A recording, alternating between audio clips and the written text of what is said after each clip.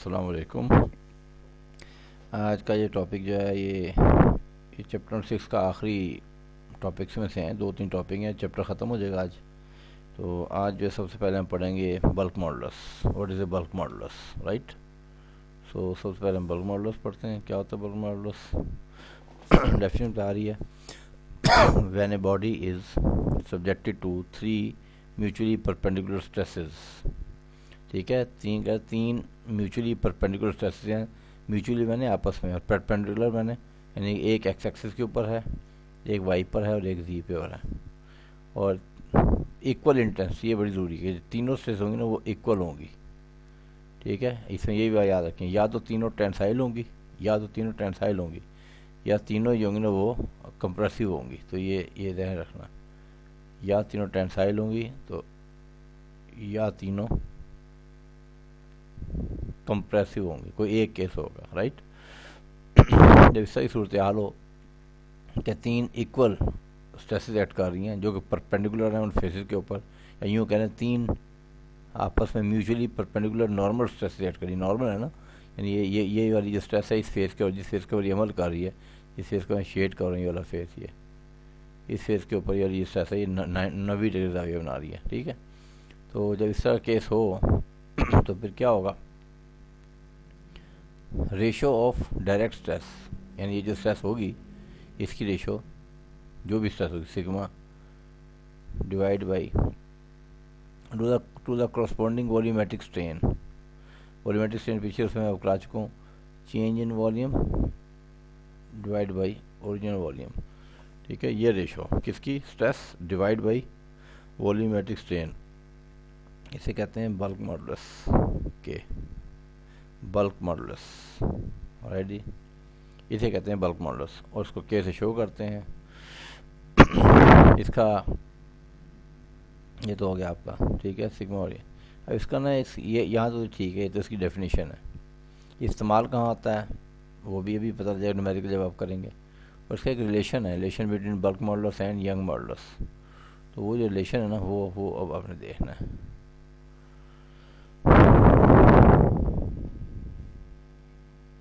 ये रिलेशन आ जाता है इम्तहान में अक्सर, प्रूफ है समझने। रिलेशन या प्रूफ एक ही बात होती है, बस ये याद रखिएगा आप लोग। तो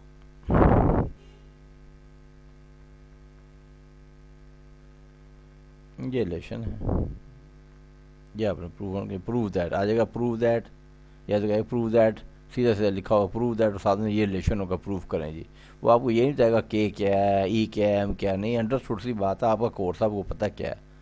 अगर वो बता दे ठीक है, नहीं बताया तभी अंडरस्टूड है कि वो क्या है। ठीक है, तो या तो यूँ आ जाएगा प्रूव दिस रिलेशन, या वो सीधा सीधा कह देगा जैसे ऊपर से कहा ना, वो कह देगा जी derive a relation, derive DERIVE, derive a relation between bulk modulus and Young modulus. तब भी यूँ भी सही है, जिस तरीके से अक्सर प्रूफ आया था।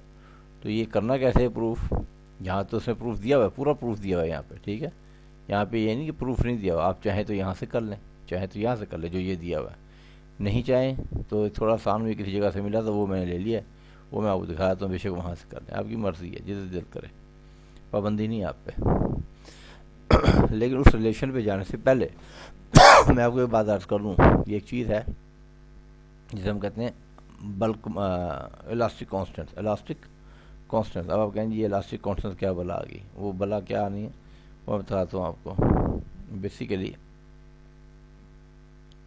इलास्टिक कांस्टेंट जो है ना वो ये यही ले रहे हैं, यहीं से चले।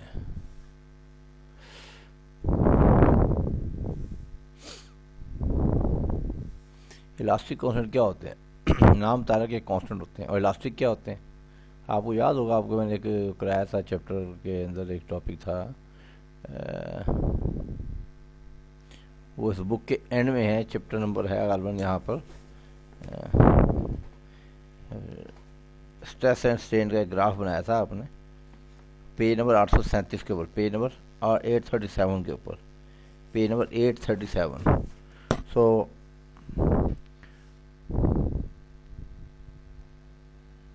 पेज 837 बुक का आप देखें, ठीक है, वाला बुक का देखिए पेज नंबर 837, उसके ऊपर आपको ग्राफ मिल जाएगा। वो कैसा ग्राफ है वो मैं आपको दिखाता हूँ, कैसा ग्राफ है वो।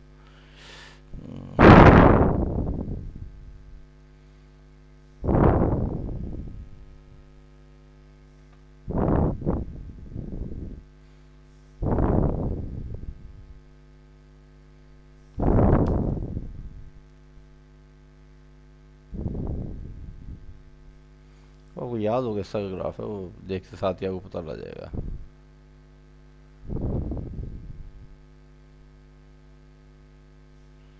राइट,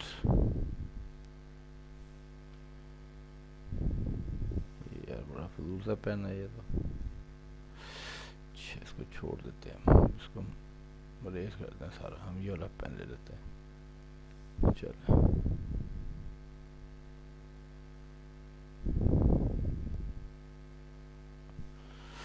बताया था कि यहाँ पर स्ट्रेस है। ये पेज नंबर 837, दोबारा बता रहा हूँ, पेज नंबर 837 ये बना सिर्फ आपको समझाने के लिए बता रहा हूँ ना, जरूरत नहीं, पहले वो करा चुका हूँ। ये ग्राफ को इस तरह का था, आपने देखा होगा,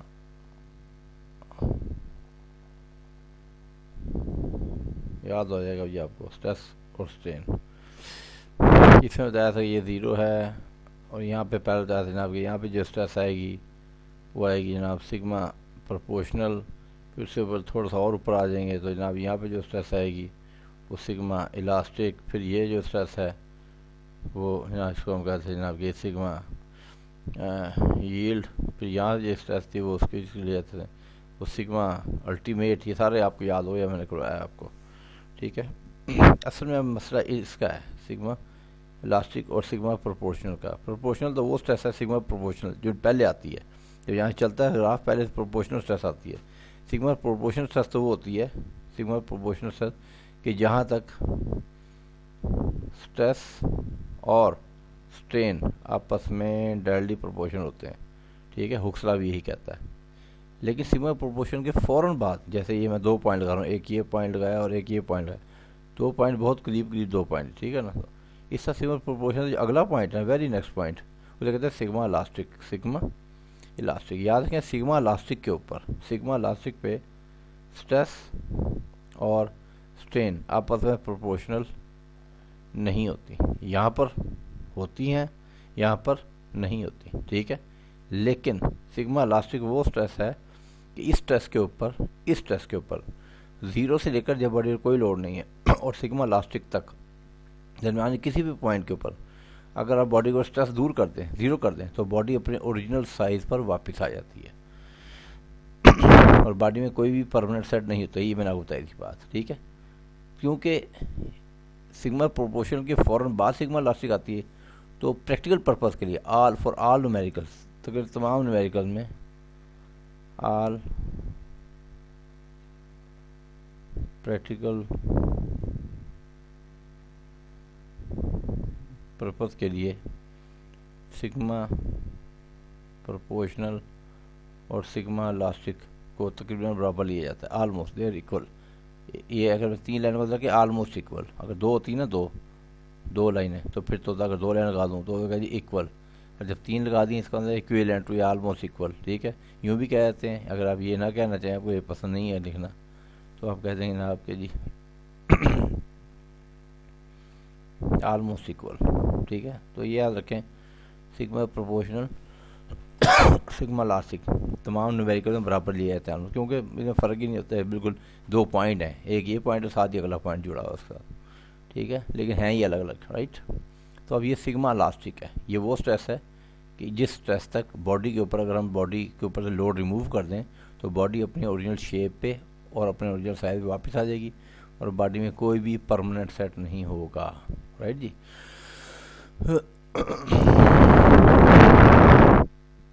इसमें वीडियो समटाइम सांस की आवाज़ आती है, वो मेरा गला ख़राब है तो बड़ी मुश्किल से मुझे पढ़ाना पड़ता है। बहरहाल ड्यूटी से ड्यूटी पढ़ा रहे हैं आप, कोई नहीं इंशाल्लाह। अच्छा, नाउ ये इलास्टिक कांस्टेंट क्या बोला है, और याद रखें इलास्टिक कांस्टेंट क्या है भाईजान कि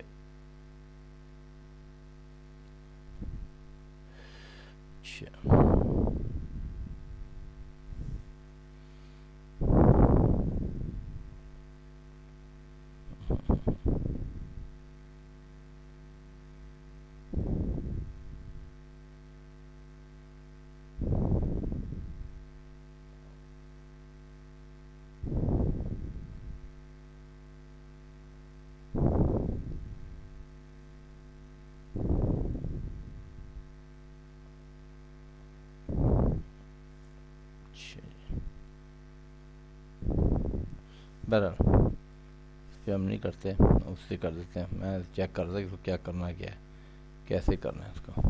चले कोई बात नहीं।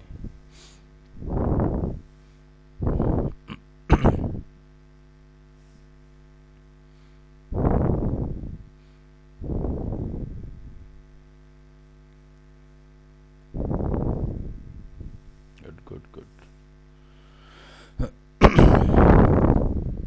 नाउ इलास्टिक कांस्टेंट्स क्या होते हैं जनाब? ये सुनिए जनाब, ये भी सही निकाल। Okay okay okay okay.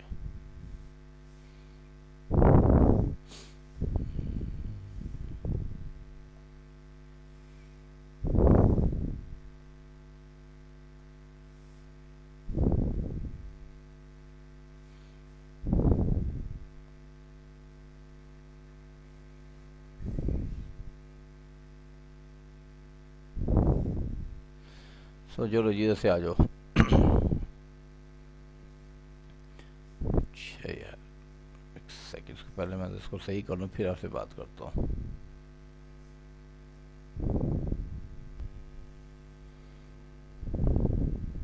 जी जनाब, इलास्टिक ये ऐसी क्वांटिटीज़ हैं, ये ऐसी क्वांटिटीज़ हैं, दीज आर द क्वांटिटीज़, ये वो क्वांटिटी हैं जो कि दीज आर क्वांटिटीज़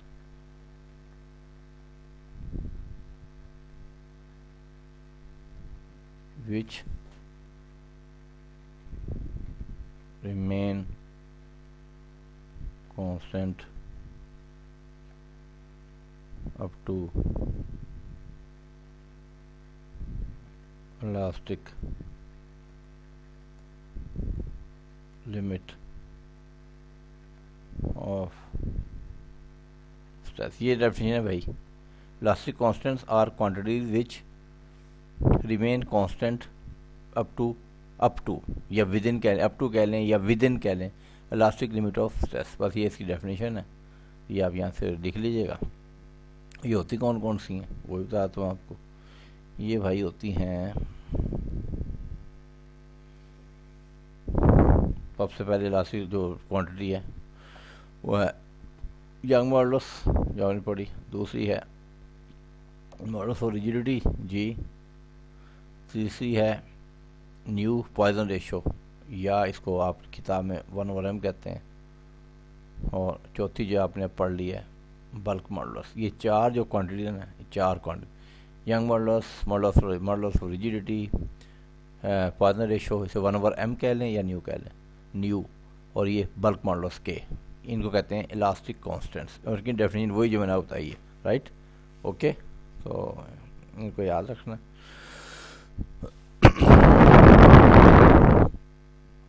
तो हम पहले बात कर रहे थे बल्क मॉडुलस की प्रूफ की, ठीक है। तो बल्क मॉडुलस का प्रूफ ने यहाँ पे कर दिया आपको, ठीक है। डेफिनेशन वहाँ से ले लें जहाँ मैंने पढ़ाई है। कहता है if hydrostatic pressure, hydrostatic pressure क्या होता है यार? किसी चीज़ को पानी के अंदर डुबोलोगे, जब पानी के अंदर डुबोगे तो पानी का प्रेशर होगा P, जो पानी का प्रेशर होगा P उसे कहते हैं हाइड्रोस्टैटिक प्रेशर।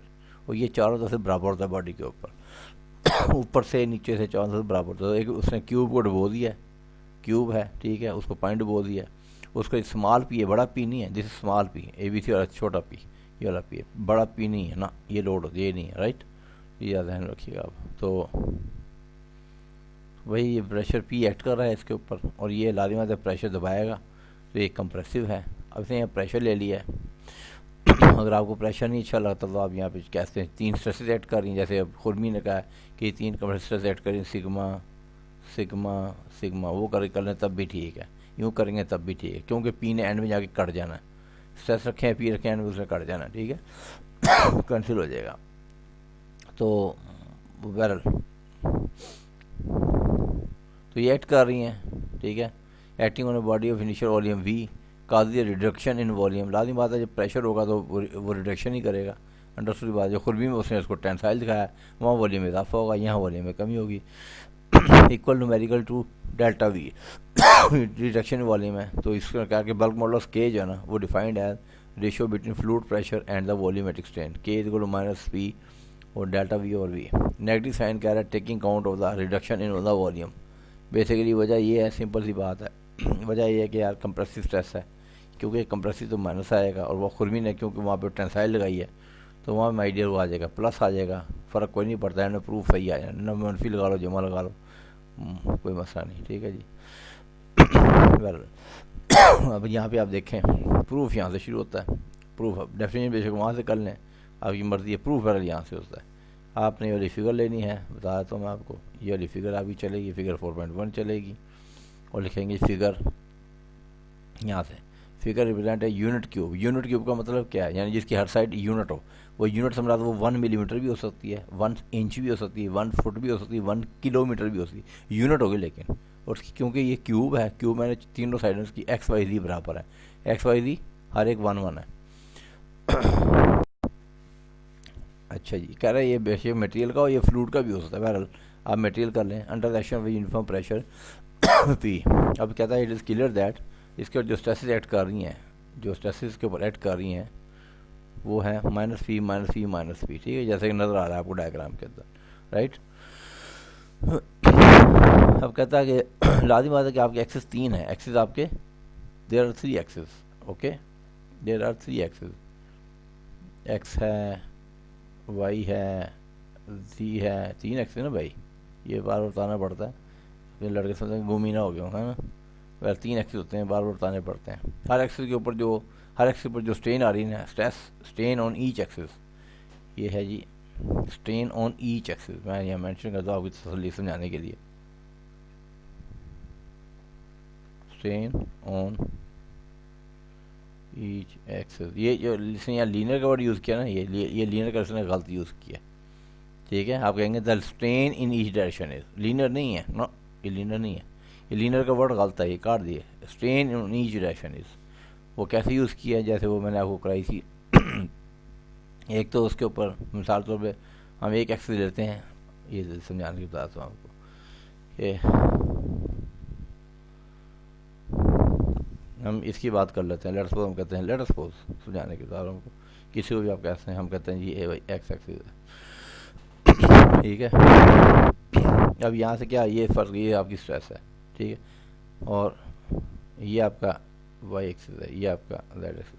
अब हमारा सवाल है कि एक्स के ऊपर, हमारा सवाल है कि एप्सिलॉन एक्स कितनी बनी, एक्स एक्स के ऊपर एप्सिलॉन एक्स कितनी बन रही है, वाई और जी खुद करते रहना। एप्सिलॉन एक्स कैसे बनी, सिंपल ही बात है, क्योंकि ये स्ट्रेस सेट कर रही है तो इसके ऊपर सबसे पहले इस पी की वजह से, इस पी की वजह से जो ये स्ट्रेस सेट कर रही है इसकी वजह से लीनियर स्ट्रेन आएगी। वो क्या होगी आपको पता है, लीनियर स्ट्रेन मैंने बताया था, माइनस सिग्मा ओवर ई। अब आप कहेंगे मनफी क्यों आ गया, यार ये कंप्रेसिव है ना भाई, ये कंप्रेसिव है। अगर आपको सिग्मा अच्छा नहीं लगता तो मैं सिग्मा काट दूँ, ये पी इस्तेमाल रहता है, नो प्रॉब्लम, उससे नहीं होना बच्चों। तो सर कभी आप पी कहते हैं, किताब से मैं पढ़ा रहा हूँ, जहाँ से आसान लाता हूँ मैं वहाँ से पढ़ा देता हूँ, तो आप इसको मनफी पी ओवर ही कह रहे हैं, क्यों यहाँ पी है, स्ट्रेस है, ठीक है, ठीक हो जनाब। पी का जो यहाँ पे यूनिट है ना वो वही है जो स्ट्रेस की है, न्यूटन पर स्क्वायर मीटर। अगर आपको अच्छा ना लगे तो यहाँ पी जो सिग्मा रख के कर लेना, इसको सिग्मा रख के अपने हाथ से अपनी कॉपी कर लो, जहाँ जहाँ पी आ रहा है ना उससे सिग्मा कर लो, और सिग्मा की उसको पी को उड़ा दो, ठीक है। तो माइनस पी ओवर ये क्या आ गई, ये लीनियर है, किसकी स्ट्रेन, इसकी जो लीनियर स्ट्रेन है, इसकी जो मैंने आपको दो बता दी ना पॉइजन रेशियो में, एक लीनियर स्ट्रेन और एक लेटर स्ट्रेन, इसकी जो लीनियर स्ट्रेन है वो इसके ऊपर आ जाएगी, राइट, किसके ऊपर आ जाएगी, ये देखिए खत्म हो जाओ,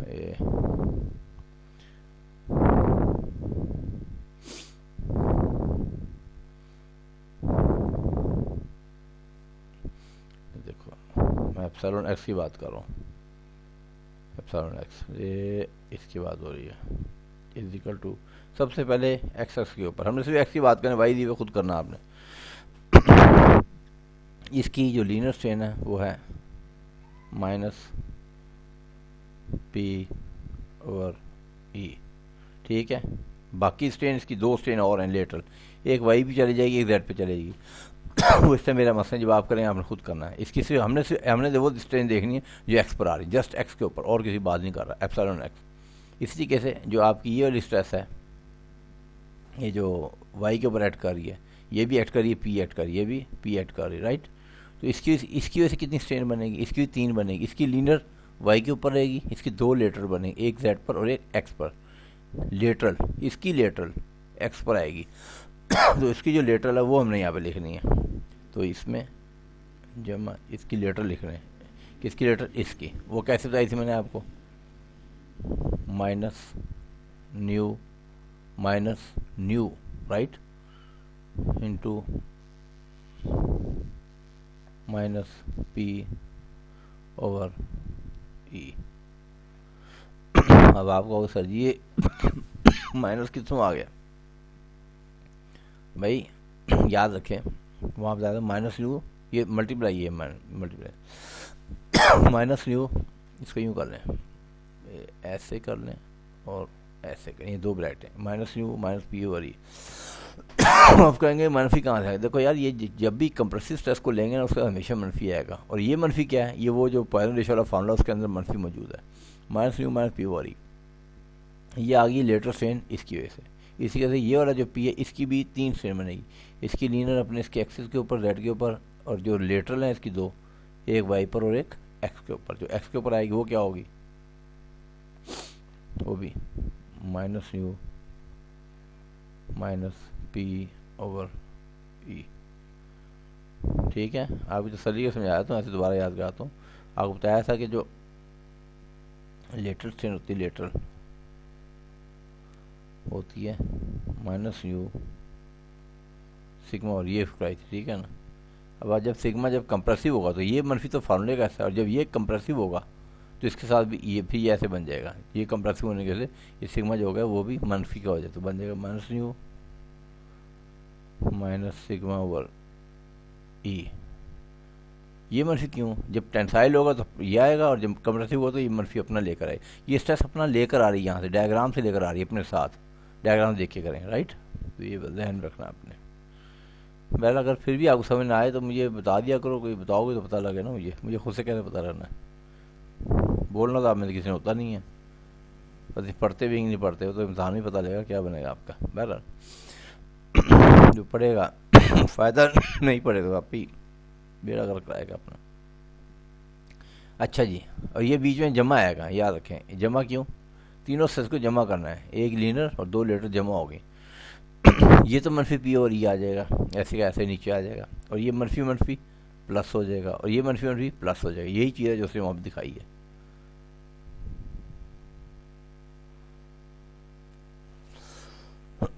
मेरा गला बड़ा ख़राब है, लेकिन मैं काम में चला दूँगा, ये देखें अभी, और जो तेरा भला हो जाए। तो ये क्या बन जाएगा ना, मनफी पी ओवर ई, और वो मनफी में जमा हो गया था न्यू पी ओवर ई, और ये भी होगा nu P over E, right. तो ये जनाब बन जाएगा, यहाँ से इसको पी ओवर ई कॉमन आ जाएगा, पी ओवर ई आ जाएगा वो common, right. P over E p over E p over E, ठीक है, वो कॉमन आ गया। तो अंदर क्या रह जाएगा भाई, पी ओवर ई कॉमन आ गया, अंदर आ गया भाई -1 इधर से, ठीक है, और ये बन गया +2 न्यू। ओके ओके भाई, और आगे इसका मनफी भी आप बाहर तशकील लें यहाँ पे, तो फिर क्या बन जाएगा, मनफी बाहर लें तो ये बन जाएगा -p ओवर ई, ठीक है जी, 1 -2 न्यू। ये वो चीज़ है जो इसने यहाँ बनाई है। आई होप के यहाँ तक हो। ये क्या है स्ट्रेन, ये स्ट्रेन है, कौन सी है, ये एप्सिलॉन एक्स है, दिस इज एप्सिलॉन एक्स। जो एप्सिलॉन वाई होगी ना वो भी यही होगी, जो एप्सिलॉन जी होगी वो भी यही होगी। क्यों होगी ये, सिर्फ इस केस में बराबर हैं ये तीनों, इस केस में तीनों बराबर हैं, एप्सिलॉन एक्स बराबर एप्सिलॉन वाई बराबर एप्सिलॉन। क्यों, क्योंकि स्ट्रेस सेम है, स्ट्रेस सेम है, तीनों तो एक ही स्ट्रेस एक्ट कर रही है। अगर अलग अलग होंगी फिर बराबर नहीं होंगी, तो ये ध्यान में रखना। तो 3 स्ट्रेन बन गई, एक्स पर ये, वाई पर भी ये, जेड पर भी ये, राइट।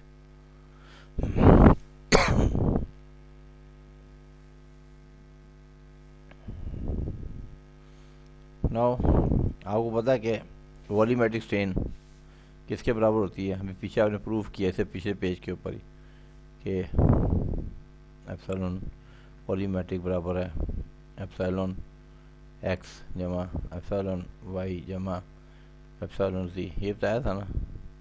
तो लाजमी बात अब आपके सामने है कि भाई एक्स वाई ज़ी तीनों यही है, सेम है, ठीक है। तो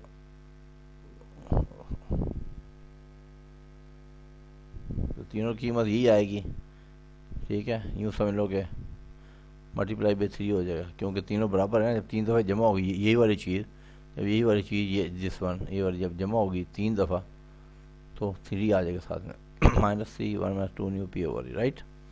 यहाँ से ये आ जाएगा, ओके। नो ये आ गया वॉल्यूमेट्रिक स्ट्रेन, ठीक है। तो डेफिनेशन क्या थी? डेफिनेशन क्या थी कि जो बराबर की स्ट्रेस है, जो भी स्ट्रेस बराबर की है मनफी पी हो या सिग्मा हो, ठीक है, मनफी पी या माइनस पी ली, divide by -c 1 - 2 nu P over ये वाली चीज़ आ गई नीचे, वॉल्यूमेट्रिक स्ट्रेन, राइट जी। जब ये आ गई, अब इसके बाद क्या होगा ना, हमें तो यहाँ पे क्या चाहिए, हमें तो रिलेशन चाहिए। तो होगा ये कि जो ये पी साहब होंगे ना भाई, ये इस पी से कट जाएगा, ठीक है।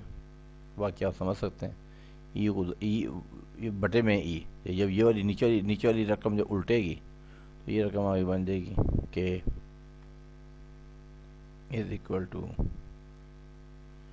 ई, मनफी से क्रॉस कर दे, मनफी क्या, ठीक है। तो डिवाइड बाई 3 1 - 2 न्यू, उसके बाद इस वाली रकम को, नीचे वाली रकम को उठा के उधर ले जाओ, 3 के इस के से मल्टीप्लाई हो जाएगी। तो आप समझ सकते हैं आगे अगर तो कुछ भी रह गया, 3 के 1 - 2 न्यू, ऐसे। तो ये आपका प्रूफ हो गया। तो वो बच्चे जो इस प्रूफ को यहाँ से करेंगे, उससे बेहतर है कि 1/m करने के लिए इस प्रूफ इसके ऊपर जहाँ जहाँ न्यू आ रहा है, जहाँ भी न्यू आ रहे हैं, प्रूफ अपनी कापी खुद बना लें। जहाँ न्यू आ रहा है ना, उसकी जगह 1/m किए जाए, सीधी बात है। और जहाँ पी लग रहा है, पी, उसको सिग्मा से बोलते हैं, अल्लाह खैर सल्ला, ओके। तो सिग्मा से बोलते हैं, वो आ जाएगा, ठीक है। तो अगर कोई मसला हो पूछ रहे हैं मेरे से, थैंक यू। अच्छा जी, अब क्या है भाई आगे?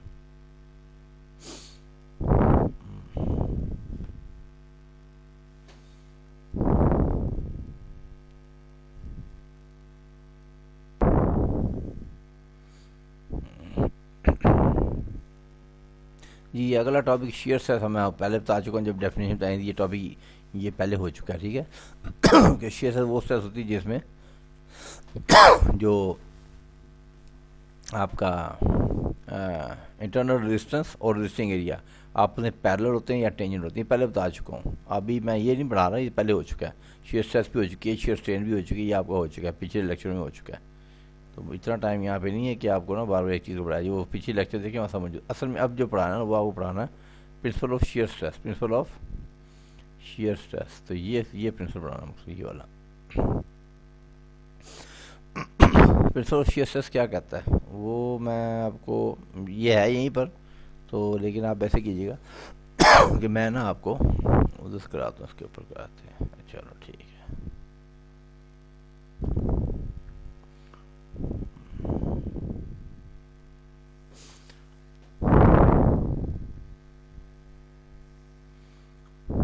क्या भाई,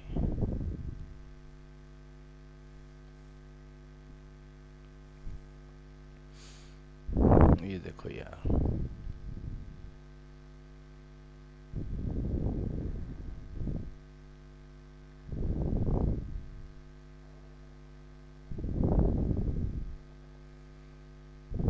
चलो ऐसे करा लो।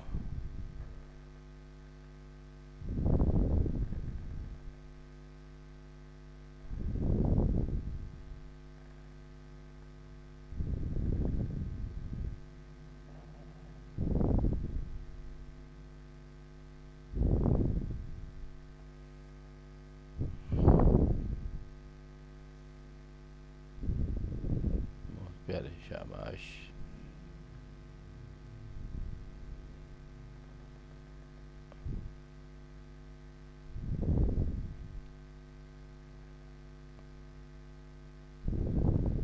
मेरा जी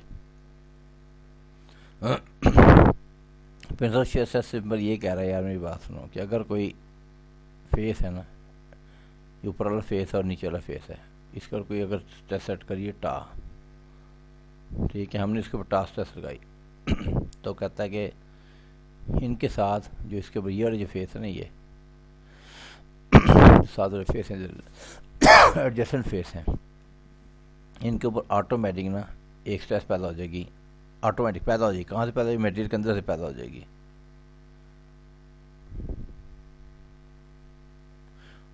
वो स्ट्रेस क्या होगी? वो स्ट्रेस होगी टा डैश, स्ट्रेस होगी टा डैश। और वो कहता है कि एडजस्टेंट जो इसके जो फेस 90 डिग्री पे इसके ऊपर है ना जी वो उसके ऊपर एक बराबर से पैदा होगी टा डैश, और टा डैश होगी, वो टा के बराबर होगी राइट जी। ये इसका कहता है प्रिंसिपल ऑफ क्या कहते हैं वो, शेयर स्ट्रेस। मैं पढ़ाता हूँ तुम्हें अभी। वो कह रहा है a shear stress across a plane, across a plane में मतलब किसी प्लेन के ऊपर, is always accompanied by a balancing shear stress, हमेशा उसको एक शेयर स्ट्रेस बैलेंस करेगी across the plane and normal to it, उसके ऊपर नॉर्मल होगी, ठीक है। उसकी बात कर रहा है तो मैं भी दिखाता हूँ ये आपको, राइट जी। इधर आ जाओ, आप खुद देखोगे। बेसिकली मैं तो बताता हूँ कि हम कहते हैं जी लेटर सपोज के जी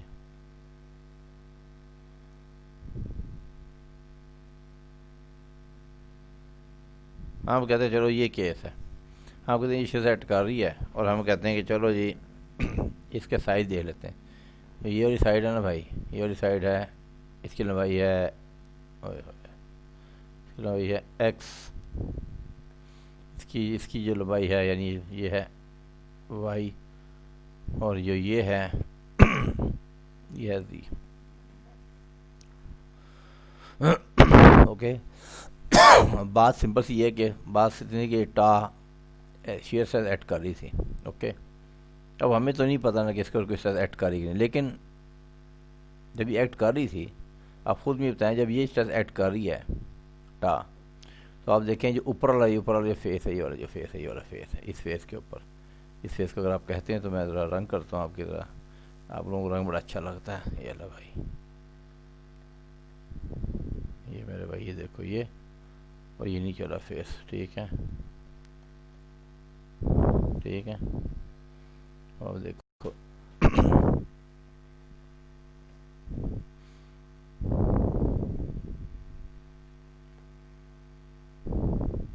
क्लॉकवाइज कपल बनता है यहाँ से एक आप कहें कपल क्या होता है? कपल यार टर्निंग इफेक्ट ही होता है, मूवमेंट ही होता है बेसिकली, ठीक है।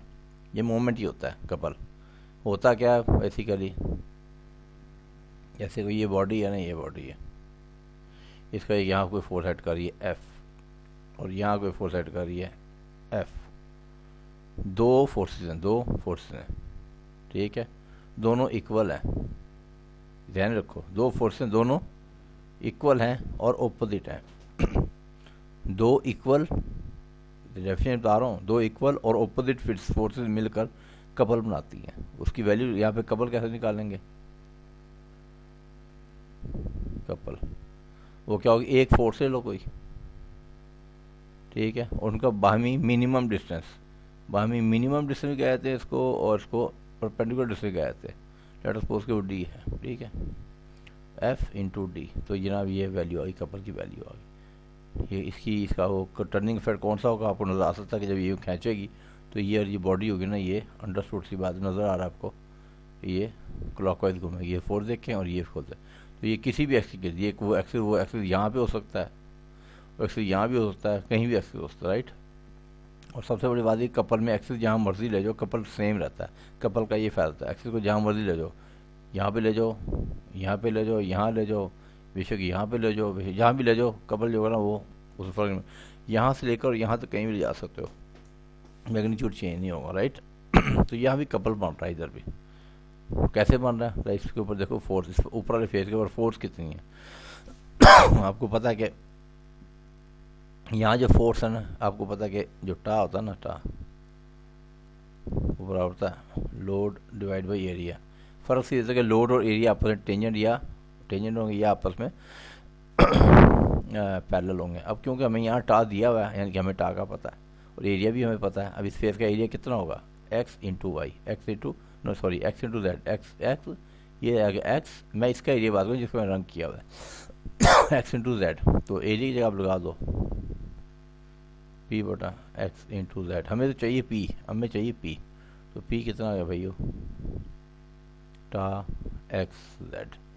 ठीक है ये टा इधर, ये यानी ये फोर्स सेट करी पी लोड, टा एक्स जेड इधर, इसके ऊपर टा एक्स जेड इधर। अब आप सोचो खुद ही ये वाला केस, टा एक्स जेड इधर कमल करी, ये वाली फोर्स जिससे टा एक्स जेड ये फोर्स है पी, ये इधर को अमल करी और ये ऊपर दो इक्वल ओपोजिट, ये भी और ये दोनों आपस में इक्वल है और ओपोजिट है। ठीक है, ये दो इक्वल ओपोजिट फोर्स ऐड कर रही हैं तो यहाँ कपल बनेगा।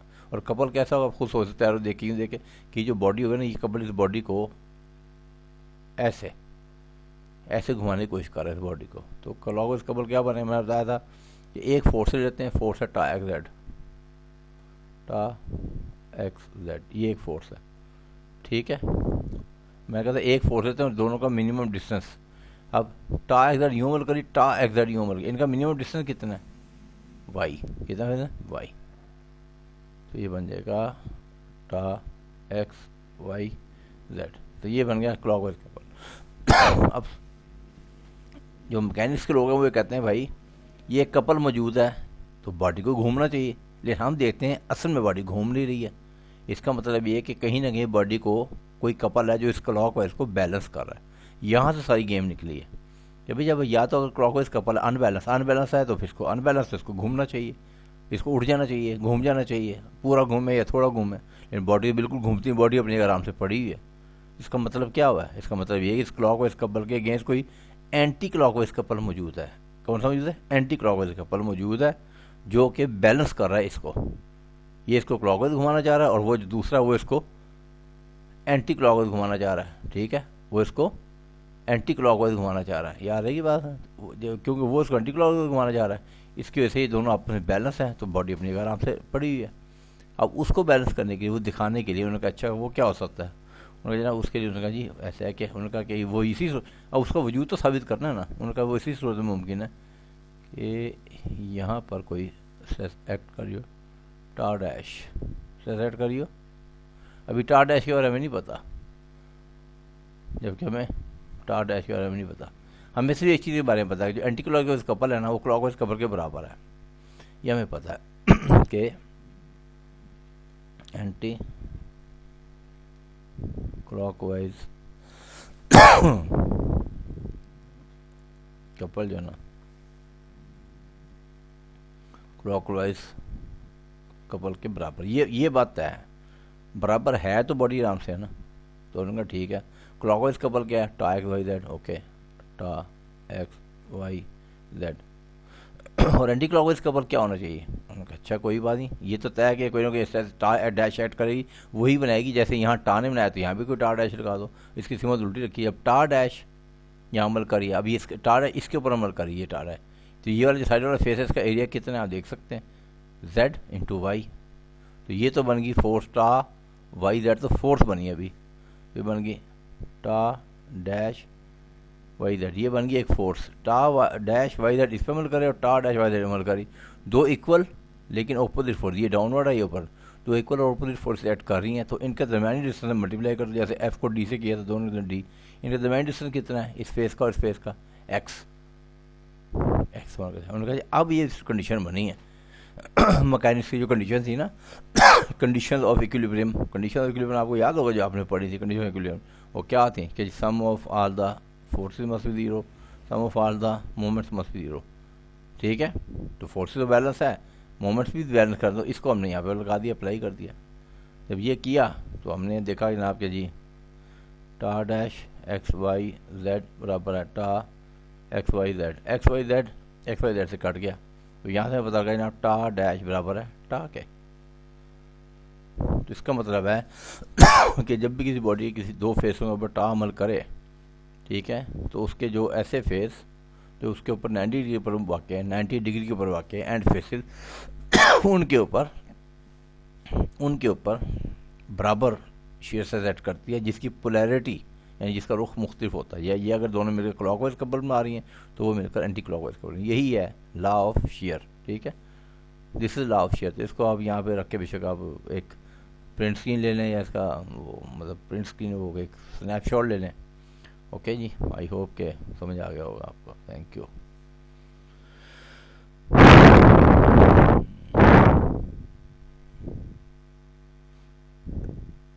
तो दुआ करें गला भी मेरा सही हो जाए आप लोग। अच्छा जी, ये मॉडल ऑफ रिजिडिटी जी हो चुका है, ये बता चुका है। जब मैंने हुक्सला बताया था मैंने ई और जी दोनों बता दिए थे। ये लेशन है भाई, ये लेशन आप लोग खुद कर लेना, एक छोटा ये लेशन आपको छोड़ रहा हूँ, ये आपने करना है सारा, क्योंकि ये यहीं से करना है, राइट, ये आपने यहीं से करना है। चल भाई हो जाए यार, ठीक है। ये रिलेशन है between model of velocity and model of rigidity, यानी ई और जी का रिलेशन है, ई और जी का रिलेशन है। वो आप रिलेशन कर लें, आसान सा, मुश्किल नहीं है, ठीक है। अगर कोई मुश्किल हो तो मुझे बता सकते हैं। तो आज आपके लेक्चर ये टॉपिक ख़त्म हो गए, सारे टॉपिक मैंने करा दिए। सिर्फ ये एक ये वाला टॉपिक है जो मैंने आपको छोड़ा है, ये आपको करना है, राइट जी। इसके अंदर कोई वो नहीं है, फरार नहीं है आपके पास कि आपको जी ना, आपको ही करना है ये, राइट जी। तो मुझे उम्मीद है कि कर लेंगे। बहरहाल जो अगर समझ ना आए वो मसला कोई नहीं, समझ नहीं आए तो मैं बता दूंगा आपको, लेकिन वो समझ ना आए तब, ये नहीं कि मैं कराऊँ। हुआ है एक एक स्टेप हुआ है, ये मुझे पता है, एक एक स्टेप उसने किया हुआ है, मैं पहले देख चुका हूँ, सारा चेक कर चुका हूँ उसके ऊपर, ठीक है जी। तो ये सारा ये आपने करना है, छोटा प्रूफ है, ये प्रूफ आयन में जाके, दिस द प्रूफ, ये प्रूफ आपने यहाँ से करना है, दिस, ठीक है।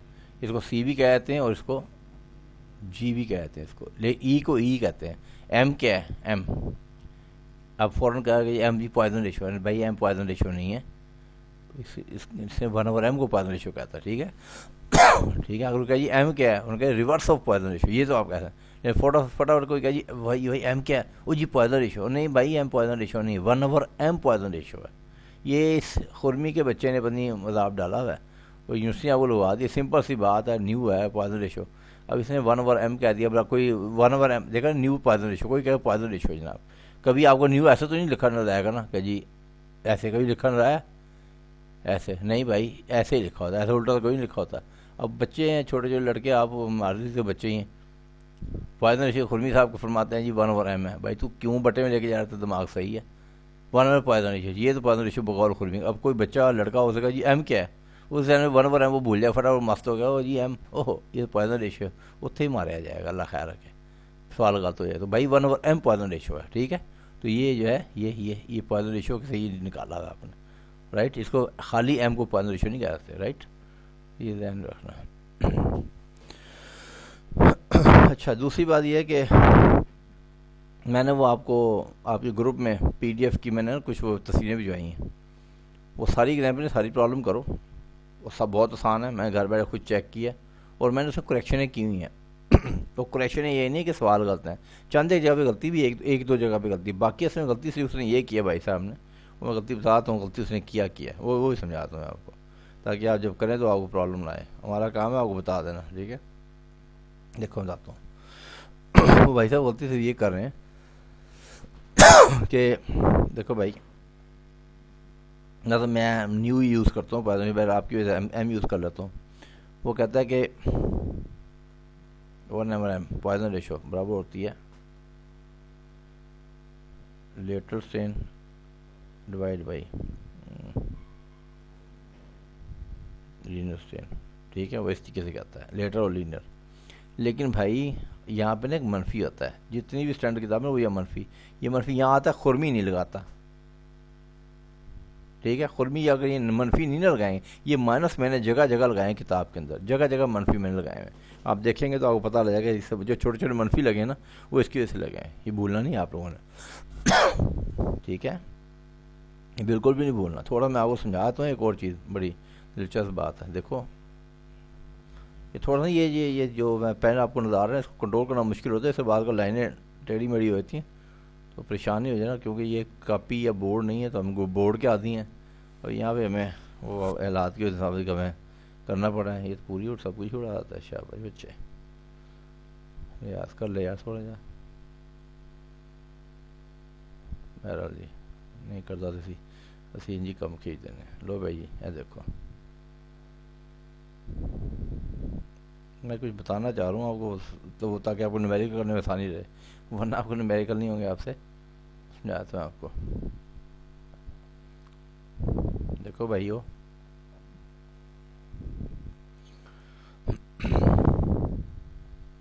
सिग्मा, ठीक है,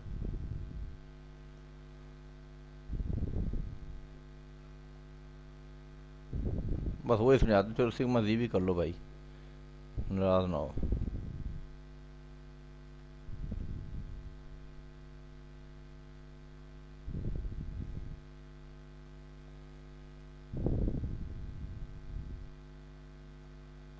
ठीक है चलें जी, चलें मैं समझाता हूँ आपको।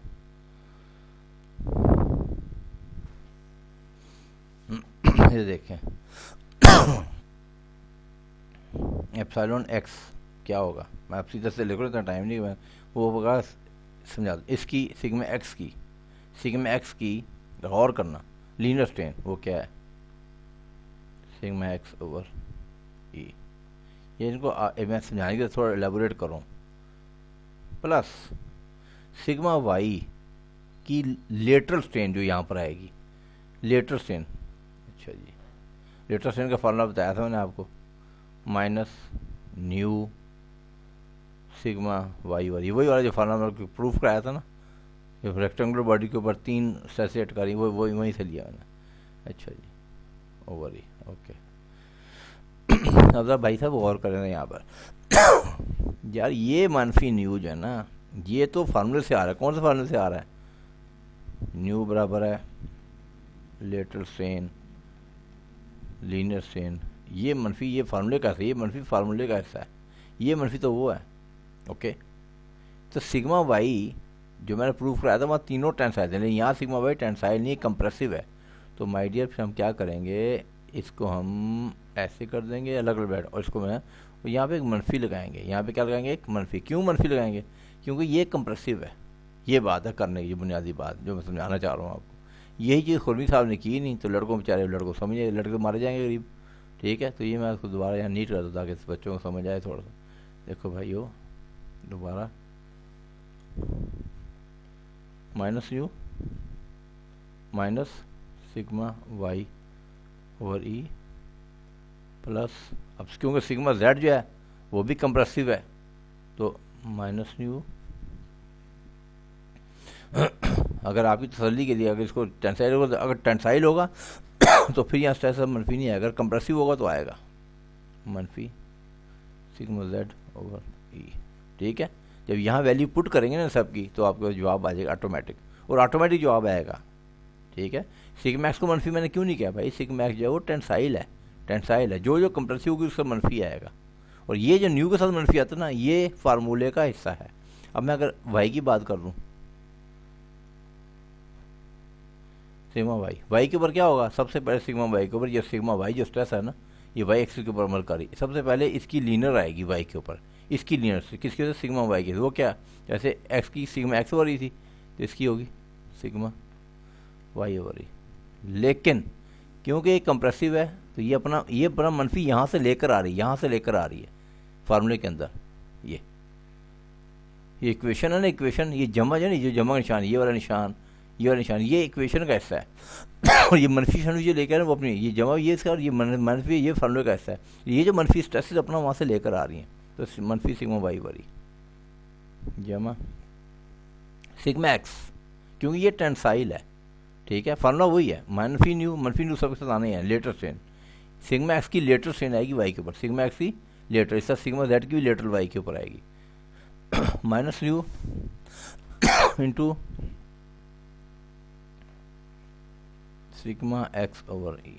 अब आप देखें मैंने यहाँ मनफी नहीं लगाया, क्यों, यार सिग्मा एक्स टेंसाइल है, जो टेंसाइल है उसे मनफी नहीं लगाना, उसे प्लस आना, या कुछ भी ना हो, या प्लस लगा दो, जमा सिग्मा जेड की भी एक लेटरल स्ट्रेन आएगी वाई के ऊपर, तो क्या होगा जनाब, मनफी न्यू मनफी सिग्मा जेड ओवर ई।